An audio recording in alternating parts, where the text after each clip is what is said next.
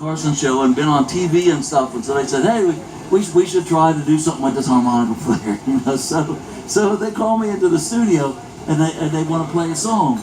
The guy who was conducting at the time was named Eric Kunzel, and Kunzel was a very interesting guy in the sense that he was open to some of these things. However, not wide open to them.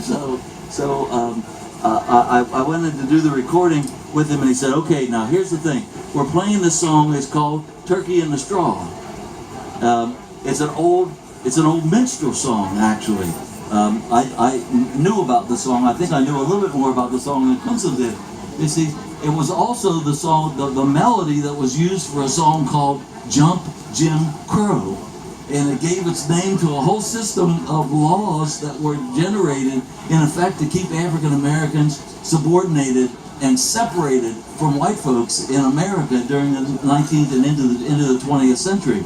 So it was performing this song. So I said, okay, it's kind of weird, but I guess we'll do it. So he says, okay, now here's what I want you to do. He says, I'm going to be conducting. I'm going to be standing over here.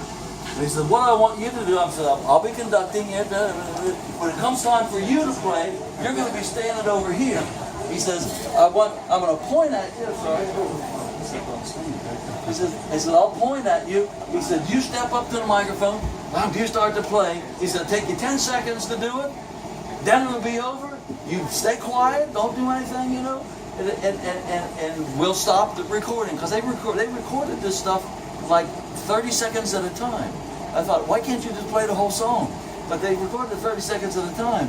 So he said, so just wait until we stop. Don't make any noise or anything. Then it'll be over.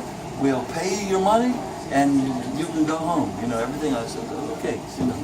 So he's out. He's conducting. He points to me. I'm standing over here. I step up to the microphone. He says, wait a minute. I said, please, God, don't make this be some mistake that I have made. I think I'm playing it right and everything. Like, please don't. He says, Tracy. And I said, yes. And he said, you're tapping your foot. And I said, yes, I always tap my foot when I play. I said, not only that, but what we're doing is a dance song. And what we're doing is a minstrel song, and what we're doing is a percussive song. So to have the tapping of the foot there is another kind of part of percussion, and it's consistent with the tradition, and it's what I always do. And people, they said, no sounds of tapping feet in classical music. No sounds of tapping feet in European classical music. I said, okay, so no tapping. She said, so you go back over there. I'll be conducting. I'll be standing over here. When it comes time for you, I'll point to you. You come over. You step up to the microphone. No tapping of feet. Yes, I said, stepping on my foot. He said, so I got to do this because I always tap my feet when I play. He said, no tapping of feet. You play 10 seconds. It'll be finished. Be quiet.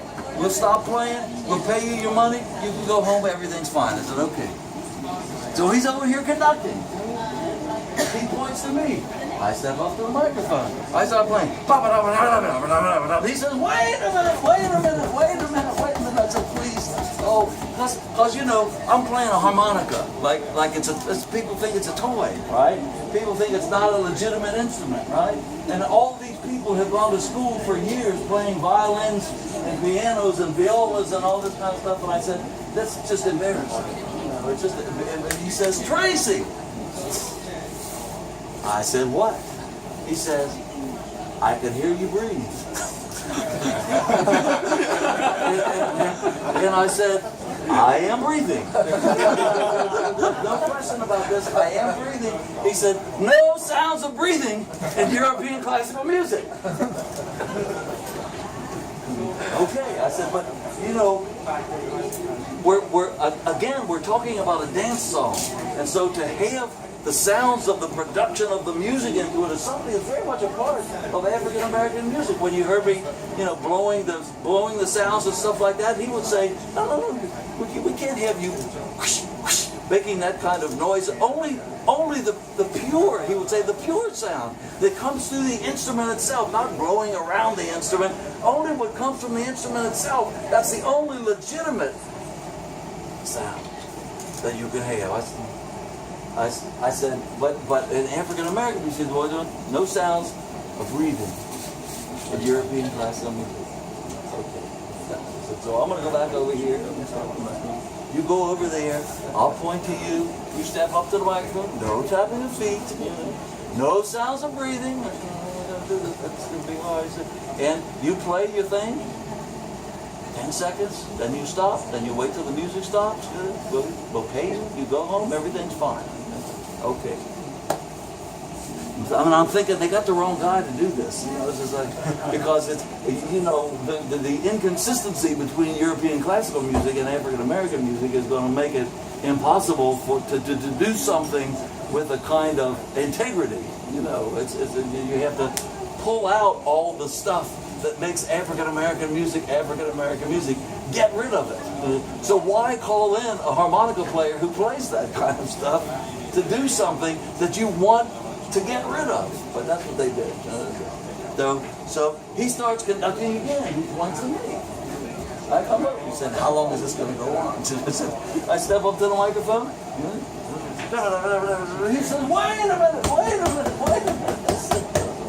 I said, it can't be me. I'm not tapping my feet. I'm not making any sound while I'm playing. Not anything." He said, "Tracy." I said, "Yes." He says, "I want you to watch me here."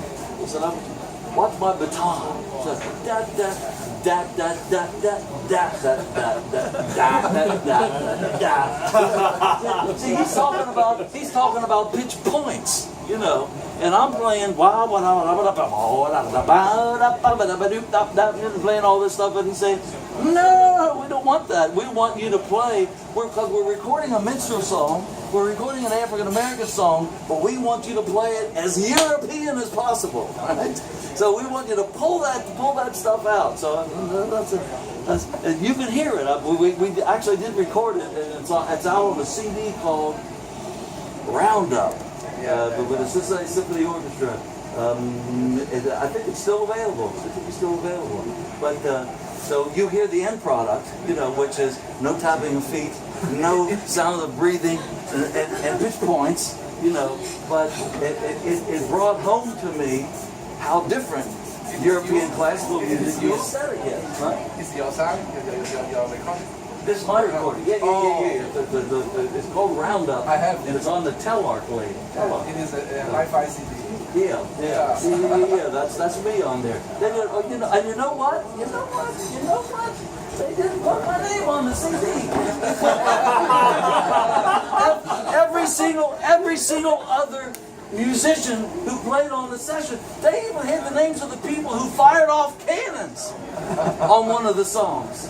But they didn't put my name on this. They didn't put my name on the CD. I said, they paid me, but they didn't put my name on it. So that's a harmonica then is less legitimate than the sound of a cannon firing in European classical music. So anyway, we finally got it recorded. But he's talking about pitch points as opposed to pitch spaces, and he's saying we want you to hit those points right where the baton is. We don't want you to improvise. We don't want you to slide around a note. We don't want you to make it any more danceable or anything like that. We just simply want the notes. just the notes. I said, okay, this is not the way I play, but I'll see if I can do it. Now, there have been lots of times when I've actually gone in to do like TV commercials and radio commercials and things like the same kind of thing. I'll start playing and they'll say, "Wait a minute, too bluesy." And I'll say, "Do you know you called in a blues harmonica player?" He said, "Too bluesy. We need you to back off on the feeling, on the emotion." Because in a commercial, if the harmonica is too noticeable, then it's drawing attention away from the product. Which really makes sense, of course it makes sense. But, when I listen to recordings or commercials or something like that, and I hear a great instrument, I hone right in on it, So to me it makes it more interesting. But they always say, no, you don't want to draw attention away from the product. So what we want you to do is just be as bland as possible. and not Bobby Bland. You know, I mean, just blandness itself. So that, you know, that's been my experience going in and doing these kinds of things for the Cincinnati Symphony. We did another recording on a CD called Sailing. We're sitting on the dock of the bay, which was an Otis Redding song. You know, sitting in the morning sun, I'll be watching till the evening comes. It's like soul music in the 1960s, you know, and they wanted a Cincinnati Symphony version of Sitting on the Dock of the Bay, which sounded really silly, you know, and they called me in to play it. And then once again, what we want you to do is pull back, don't play hard, don't play bluesy, don't play anything like that, just hit the notes, you know. But that's you know, it's not, and listen, I'm a respecter of classical music, you know, but that's not the way to mix, you know, blues and classical music. There are other people who've done a much better job with those kind of things than that. We lost our guitar player.